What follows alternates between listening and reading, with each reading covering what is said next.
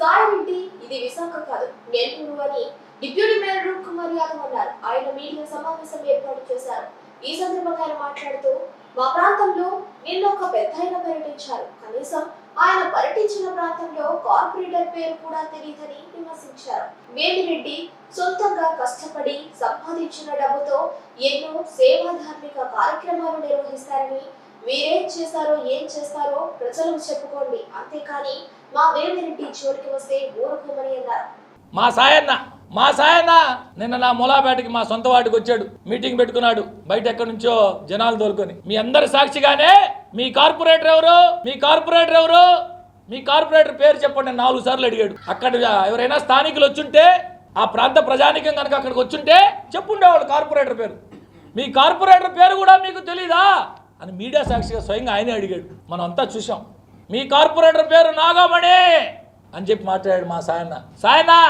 ఇది విశాఖపట్నం కాదు, నెల్లూరు. మాటకు ముందు నేను నెల్లూరులో పుట్టా, నెల్లూరులో పెరిగా, నెల్లూరు నా సొంతూరు. ఇంకొక ఆయన ఎక్కడో దుబాయ్లో వేరే దగ్గర వ్యాపారాలు ఉన్నాయని ఉన్నాడు అంటున్నావు. ఈ రోజుకి నీ ఓటు ఎక్కడుంది? అసలు నీ ఓటు ఎక్కడుంది? ఈ రోజు కూడా పెద్దలు మా సాయన్న ఓటు విశాఖపట్నంలో సీతమ్మధార పోలింగ్ బూత్లో ఉంది. ఈ రోజుకి కూడా ఇది నిన్ను ఎందుకు తరివేశాడో జగనన్న విశాఖపట్నం నుంచి అందరికీ తెలుసు. విశాఖపట్నం నుంచే నిన్ను జగనన్న ఎందుకు తరివేశాడో కూడా అందరికీ తెలుసు. నువ్వు మాటకు ముందు ఇక్కడికి వచ్చి నా సొంతూరు, నేను పుట్టింది ఇక్కడే, నేను పెరిగింది ఇక్కడే, నేను ఉండబోయేది ఇక్కడే. నీకు సొంత ఇల్లుందా? ఈ రోజులో జగన్మోహన్ రెడ్డి గారి తర్వాత నెంబర్ 2 అని చెప్పుకునే నువ్వు ఈ నెల్లూరు జిల్లాకి ఏమైనా చేసావా? ఈయన పేదోడంట పాపం, 8 ఎకరాలు రైతు మాత్రమేనంట. ఈయన అల్లుడు ఆరబిందో శరత్చంద్రారెడ్డి కంపెనీకి రాష్ట్రంలో ఉన్నటువంటి అన్ని కాకినాడ పోర్టు దగ్గర నుంచి, నెల్లూరు జిల్లాలో కట్టే రామాయపట్నం పోర్టు దగ్గర నుంచి మొత్తాన్ని అన్నింటినీ కూడా రాష్ట్ర ప్రభుత్వం ద్వారా ఇప్పించిన ఘనత గనుడివి నువ్వు. నీకు కూడా చెప్తున్నాం, మాట్లాడితే పద్ధతిగా మాట్లాడితే చాలా పద్ధతిగా ఉంటాం. నెల్లూరు జిల్లా రాజకీయ నాయకులు విశాఖపట్నం నాయకులంతటా మంచి నాయకులైతే మాత్రం కాదు.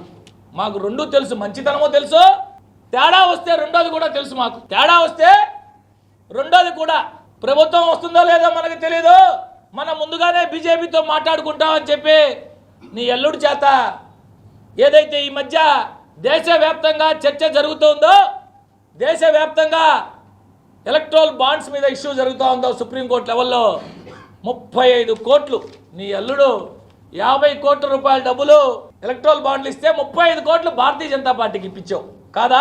35 కోట్లు భారతీయ జనతా పార్టీకి ఎలక్ట్రల్ బాండ్ రూపంలో నువ్వు ఇప్పించావు నీ అల్లుడి చేత ఆరబిందో గ్రూప్ ద్వారా. చాలా ఉన్నాయి ఇట్లాంటి గౌరవప్రదమైన ఆరోపణలు. రాజకీయాలుగా చేసుకుంటే గౌరవంగా ఉంటుంది.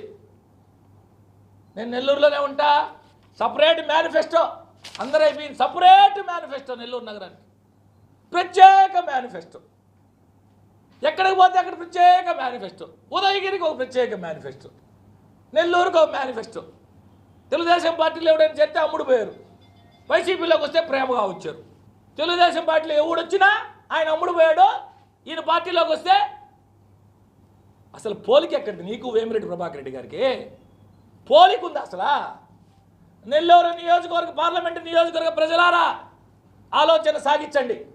మీ స్నేహితులు, సన్నిహితులు, బంధువులు, తెలిసిన వారి ద్వారా విశాఖపట్నంలో మా సాయన్న చేసిన ఘన కార్యాల గురించి తెలుసుకోండి. ఓటు వేయవచ్చా లేదా అడిగి తెలుసుకోండి. ఈయన నెల్లూరులో అడుగుపెట్టిన మరుక్షణం, ఈయన బ్యాచ్ అడుగుపెట్టిన మరుక్షణం ఖాళీ ప్లాట్లకు మొత్తం ఫెన్సింగ్లు వేసుకుంటున్నారు, ఎక్కడికెక్కడ భద్రపరుచుకుంటున్నారు. విఘ్నులైనటువంటి నెల్లూరు పార్లమెంటు ప్రజలు ఖచ్చితంగా తగిన తీర్పు ఇవ్వబోతున్నారు. నువ్వా వేమిరెడ్డి ప్రభాకర్ రెడ్డి గారి గురించి ఆలోచన చేసేది? నువ్వా వేమిరెడ్డి ప్రభాకర్ రెడ్డి గారి గురించి మాట్లాడేది?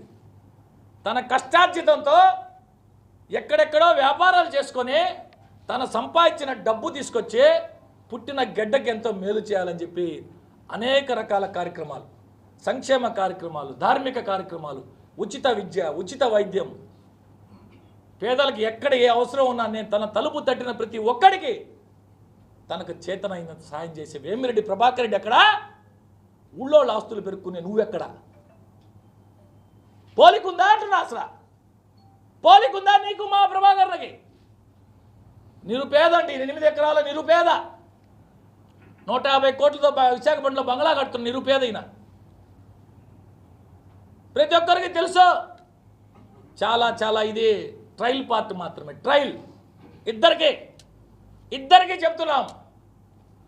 ప్రసన్న కుమార్ రెడ్డి గారు, కొండపల్లి గురవైన గుర్తుపెట్టుకో. సాయన్న దయచేసి వాస్తవంగా నిన్నటి వరకు ఆ పార్టీలో ఉండాం, 15 ఏళ్ళు కలిసి పనిచేసాం. గౌరవప్రదంగా హుందాపురంగా మాట్లాడాలా, పనిచేసుకోవాలనుకున్నాం. మమ్మల్ని మా జోలికి రావద్దు. ఓటు అప్పీల్ చేసుకోండి, మీరేం చేస్తారో చెప్పుకోండి, మీరేం చేయబోతున్నారో చెప్పుకోండి, మీరు ఏం చేశారో చెప్పుకోండి, అంతే. వ్యక్తిగతంగా మా నాయకుల గురించి మాట్లాడితే మీరు తట్టుకోలేరు. గతంలో నెల్లూరు జిల్లా ప్రజలందరూ చూశారు, మళ్ళా చెప్తున్నాం. ఇది ఒక ట్రయల్ పార్ట్ మాత్రమే. ప్రసన్న కొండపల్లి గురువు నన్ను గుర్తుపెట్టుకో. సాయన్న ఇది విశాఖపట్నం కాదు, నెల్లూరు, గుర్తుపెట్టుకోమని చెప్పి ఈ సందర్భంగా హితవు పలుకుతాం.